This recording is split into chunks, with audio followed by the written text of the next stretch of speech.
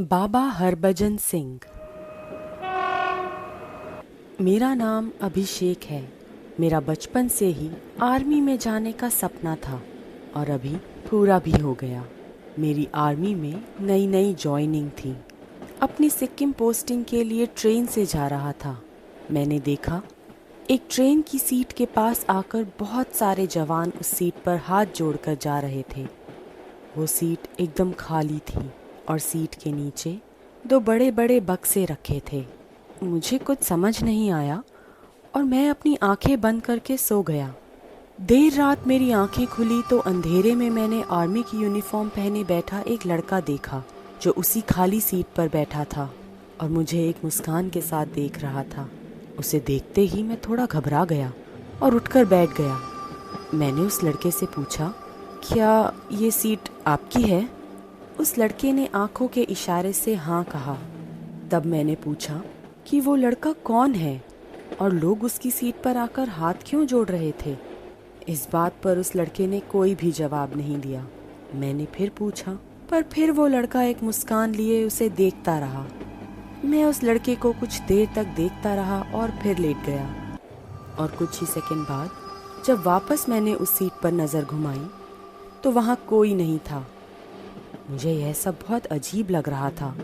सारी रात मैं उस लड़के के बारे में सोचते सोचते सो नहीं पाया और उसकी खाली सीट को देखता रहा। सुबह हुई। जब स्टेशन आया तो कुछ आर्मी अफसर उस लड़के की सीट के नीचे रखे दो बक्से लेने आए। मुझसे रहा नहीं गया।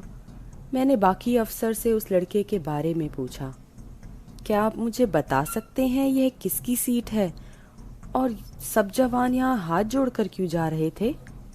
आपकी नई जॉइनिंग है क्या?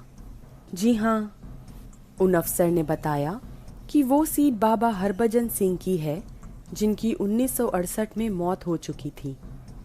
हरभजन सिंह ने 1966 में आर्मी ज्वाइन की थी और 2 साल बाद ही उनकी पानी में डूबकर मौत हो गई। 3 दिन तक जब तक उनकी लाश नहीं मिली तब तक बाकी फौज वालों ने उन्हें भगौड़ा घोषित कर दिया। पर एक रात वो अपने एक दोस्त के सपने में आए और उनका शव कहाँ मिलेगा वो बताया। जब आर्मी ने सर्च किया तो उनका शव उसी एग्जैक्ट जगह से मिला। तब से लेकर आज तक हरभजन सिंह फौजियों के सपनों में आकर उन्हें दुश्मन के प्लान के बारे में पहले से ही बता देते हैं। इस तरह वो इंडो चीन बॉर्डर पर 40 साल से इंडिया की रक्षा करते आए हैं।